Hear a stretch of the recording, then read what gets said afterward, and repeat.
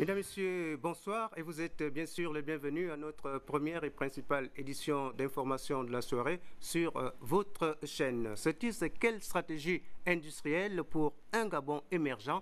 Près de 300 experts nationaux et internationaux se penchent sur la question depuis ce matin.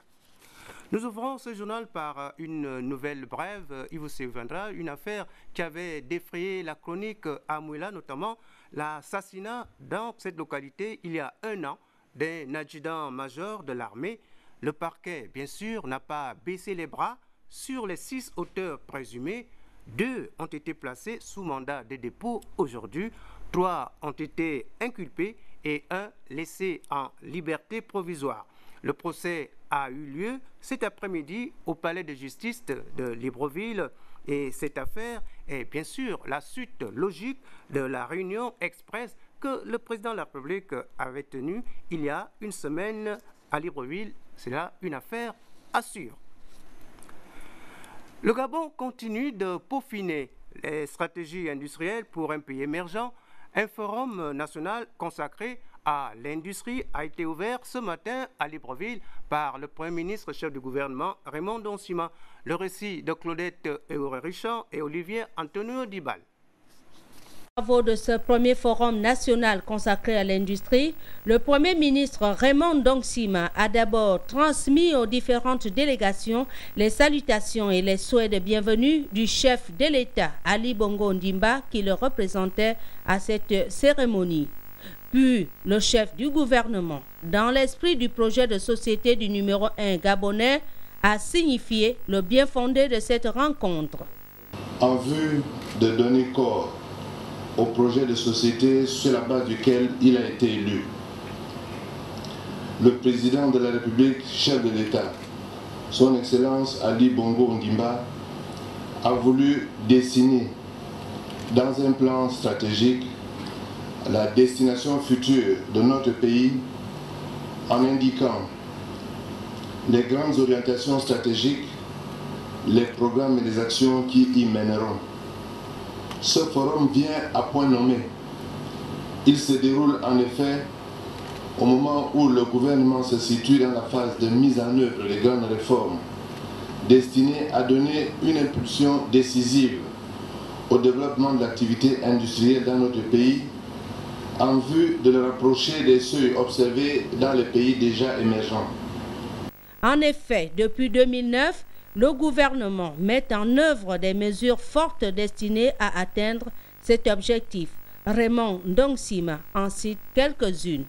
Il s'agit notamment de l'interdiction d'exportation des grumes afin de développer la transformation locale du bois et d'en augmenter la valeur ajoutée, de l'interdiction du torchage du gaz, de l'adoption en cours du nouveau code minier qui oblige désormais les opérateurs à transformer localement une partie de leur production, de la poursuite de la construction d'infrastructures lourdes. Les résultats de ces premières réformes sont déjà perceptibles au regard de l'accélération de notre croissance. Les attentes du Forum de Libreville en matière de stratégie d'industrialisation sont certaines, mais le Premier ministre insiste surtout sur la mise en place de mécanismes efficaces permettant d'assurer le suivi de cette nouvelle démarche économique nationale. Dans le même ordre d'idées, devant de nombreux experts, le ministre gabonais de l'Industrie, Régis Emongo, a précisé que les dites assises sont donc consacrées et constituent un cadre de partage entre les experts du Gabon et ceux venus de l'extérieur. Le point et les précisions de Lolita Obono. Ce forum s'ouvre pour permettre au Gabon de mettre en place sa stratégie nationale d'industrialisation pour transformer localement les matières premières dont dispose notre pays en s'appuyant notamment sur 3 piliers sectoriels, le Gabon industriel, le Gabon vert et le Gabon des services. Il s'agit là, comme vous pouvez le constater, d'un énorme challenge qui consiste à accélérer le processus d'industrialisation actuel de notre pays à travers la transformation locale de nos ressources naturelles. Dans cette stratégie, le gouvernement propose des filières à fort potentiel de croissance et définit le positionnement le plus compétitif de l'industrie gabonaise sur les chaînes de valeur et sur les marchés les plus lucratifs. Dans cette optique, l'État a déjà consenti des efforts dans certains secteurs, à l'exemple de la transformation du bois. Beaucoup reste à faire pour atteindre les objectifs que s'est fixé le gouvernement, sachant que la contribution du secteur manufacturier au produit intérieur brut oscille entre 4 et 5% en moyenne depuis 20 ans, a reconnu le ministre de l'Industrie et des Mines, Régis Imongol.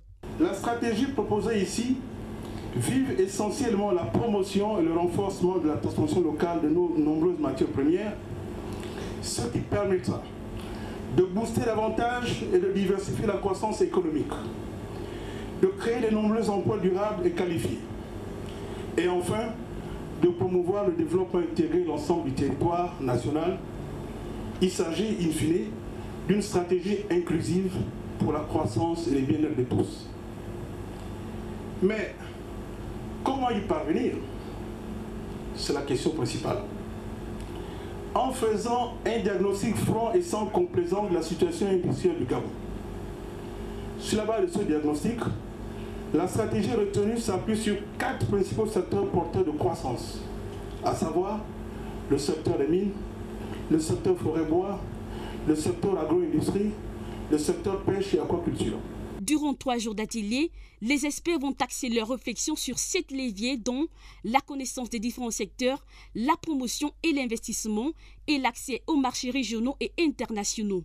Des leviers nécessaires pour atteindre 16% du produit intérieur brut à l'horizon 2025, gage de réussite sur la voie de l'émergence fixée par le chef de l'État.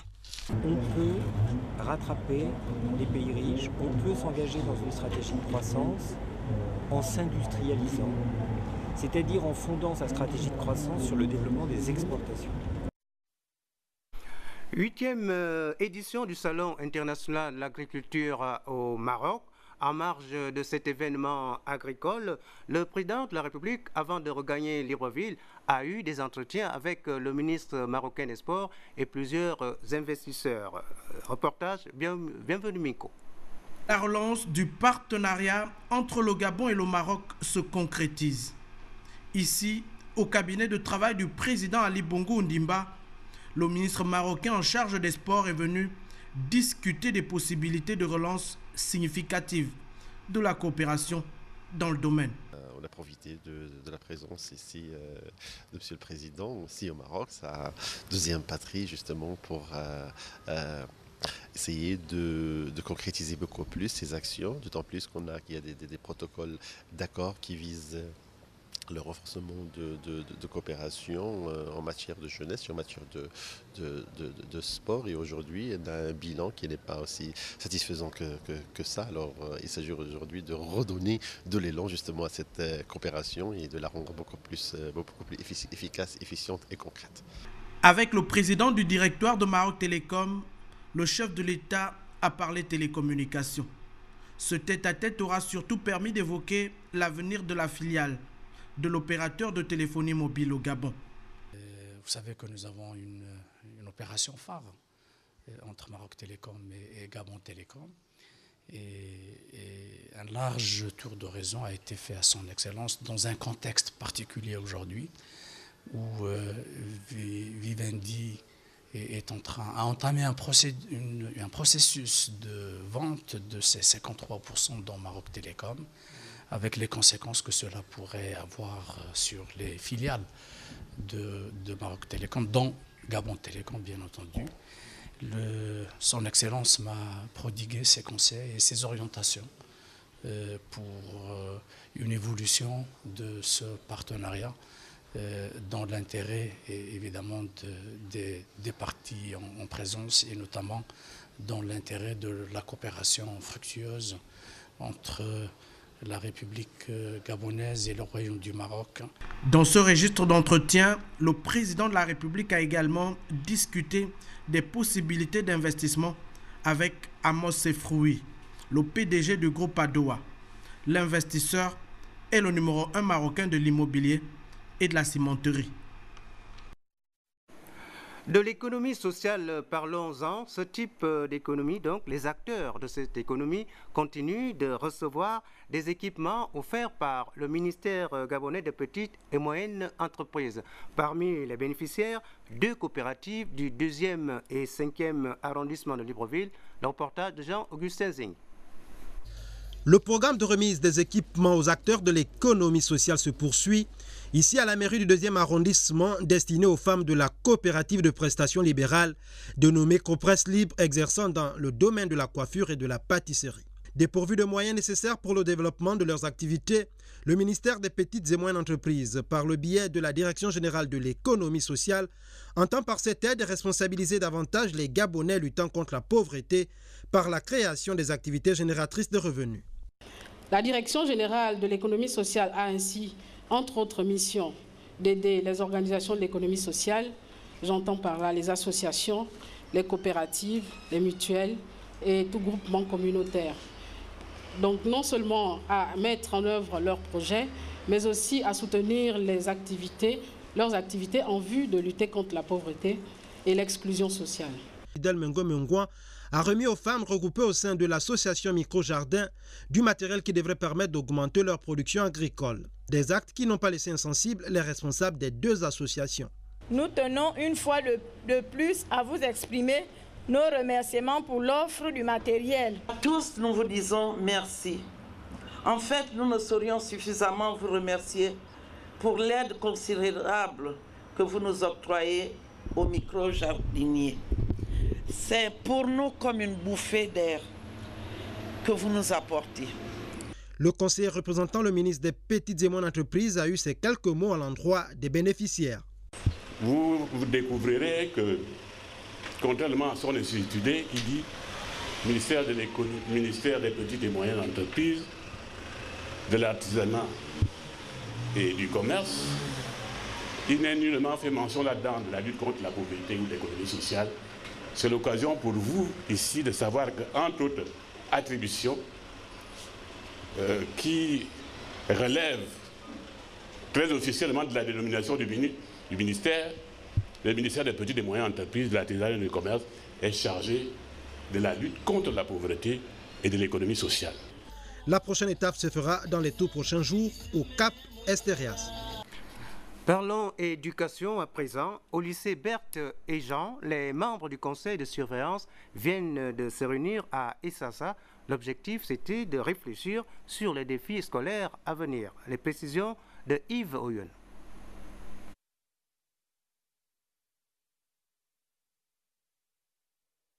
Respecté à l'institution privée internationale Berthe et Jean. Le président du conseil de surveillance et les membres arrivent sur les lieux. L'accueil est chaleureux, normal. Parmi les invités, il y a Cheikh Modibo Diarra, parrain de l'établissement. Exécuté par cette chorale, l'hymne de l'école plante le décor d'une journée de réflexion intense. D'où l'entrée de Marie-Madeleine Borantour et les membres du conseil dans cette salle de réunion où vont se tenir les travaux du conseil de surveillance, le 2e du genre. Rendez-vous annuel très important qui garde une place de choix dans le calendrier scolaire de l'Institut. Ouverture des travaux.